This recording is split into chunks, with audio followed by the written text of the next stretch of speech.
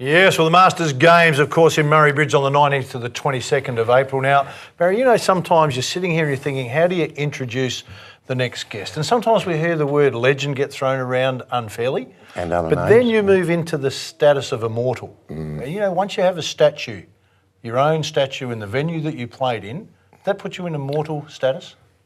I think it puts you in legend status and immortal. I reckon it's past legend. I think it's amazing. Well, a statue. I didn't even know he had a statue. Hey, Michael Jordan's got one, and Mark Davis, our special guest, has got one. Mark, how are you? I'm fine. Did Thank you build that yourself? very much. Yeah, I built it Did myself. you build it yourself? Right out of clay and everything. But it's only there for security purposes. Yes. Well, it would be. It would be. You haven't changed a bit. That's good You lighting, have not. man. It's No, good no, lighting, no. man. It's that You good haven't lighting. changed a bit. Yeah. Thanks for the lighting, guys. Yeah, no, I appreciate Done it. brilliantly. Yeah, you think we'd It's all be work. getting the same reflection. But anyway, we'll move on, mate. Hey, ambassador for the Masters Games up there in Murray Bridge. How did that eventuate? So, myself, Michelle Dendecker, as everyone knows, me and her are the ambassadors for the Masters Games up there. And we're looking forward to rekindling some old fire in the belly and bringing a lot of old familiar faces and just getting up there having some fun and you know the beauty about Masters Games and all the rest of it is about rekindling friendships and all those sort of things. So, but you know, in saying that, people still got the fire in their belly. They're very, very competitive, and we're looking forward to a very, very quality Masters game. Are you running around? Well, at the moment, I'm trying to get myself right to actually run around. So, so I might have to get my hair done. Yeah. That sort of A little bit thing. less Yeah. gold. A little bit Yeah. Putty, 23 teams, 23 sports. Yes. The Masters Games. There's a lot of people. Opening ceremony, I think, is on the 20th of April. They blocked off the streets for that, so it's going to be a pretty impressive event. Yes, it is. I mean, I'm very excited about it. Michelle is very excited about it, and the response that we got from the community and everybody that's coming up there has absolutely been tremendous. And these Masters Games always seems to get a lot of people very, very excited, including myself, and can't wait for it to start, actually. Where are they coming from? Where do all the teams come from? Where do the players come from? So is it just, it's people not put only in South teams from, Australia? No. People put in teams from all over. And everybody is coming in and congregating down in Mount Barker, and looking forward to it. So does each, Yep. sorry, but does each state hold a Masters Games or? Not each state.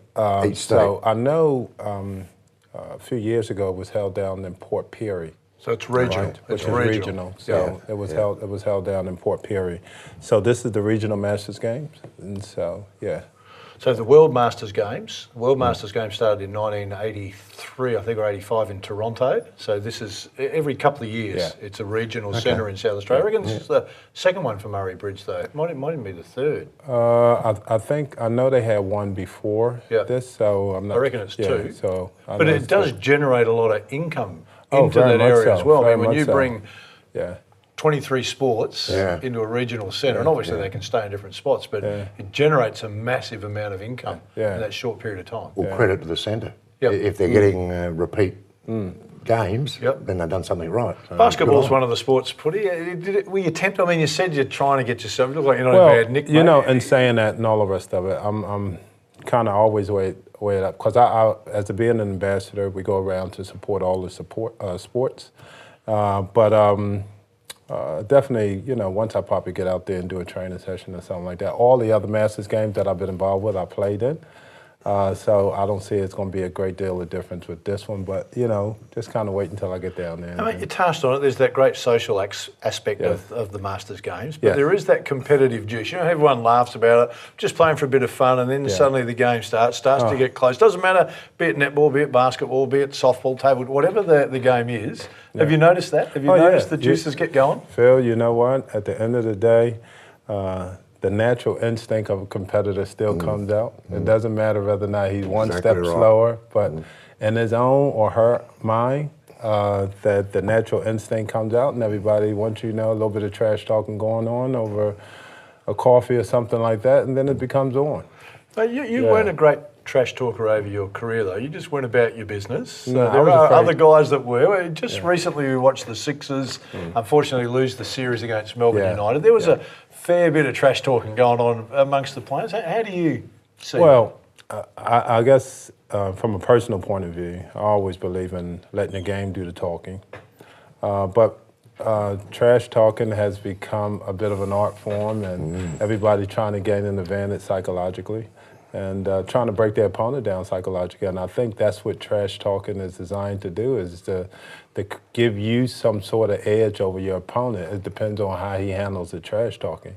You know, if you think about it, if a guy's talking trash to you and you focused on him, then you're not focused on the job at hand, right? So I know Shorter and Ware got into it a few times and all the rest of it, but you know, at the end of the day, trash talking is great as long as you back it up. You know what I mean? But if you ain't bringing home the bacon to back it up, then I thought he did well though, Shorter. I thought Shorter. Yeah, I guess at the end of the day, you know, they drawing lines. They drawing lines, and these guys, you know, I thought both of them went at each other and they battled hard. I just felt that in that particular game, and I don't know exactly what you might have seen, but when I watched that particular game, I think Adelaide probably, I don't think they probably was as aggressive as they was like in Game 4. In that first half of basketball in Game 4, I thought that's the brand of basketball to beat Melbourne.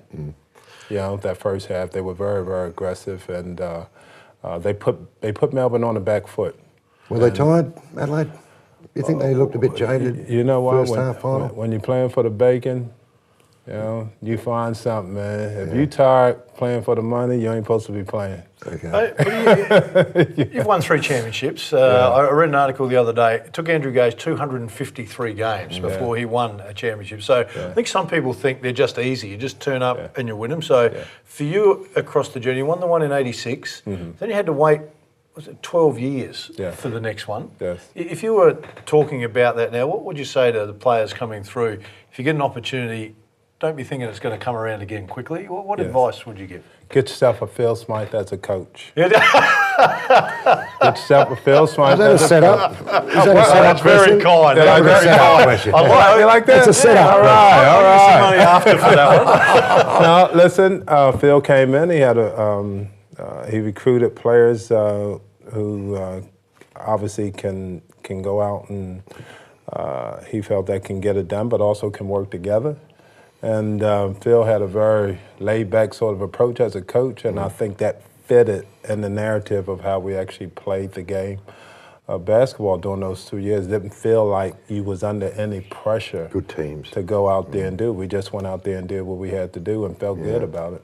So. Mark, you're too kind, mate. Ambassador for Murray Bridge, the Masters, 23rd Masters Games, 19th to the 22nd of April. If you want to see the great man, he will be down there around it. Whether he plays or not, you're going to have to wait and see. You might catch him on a social side.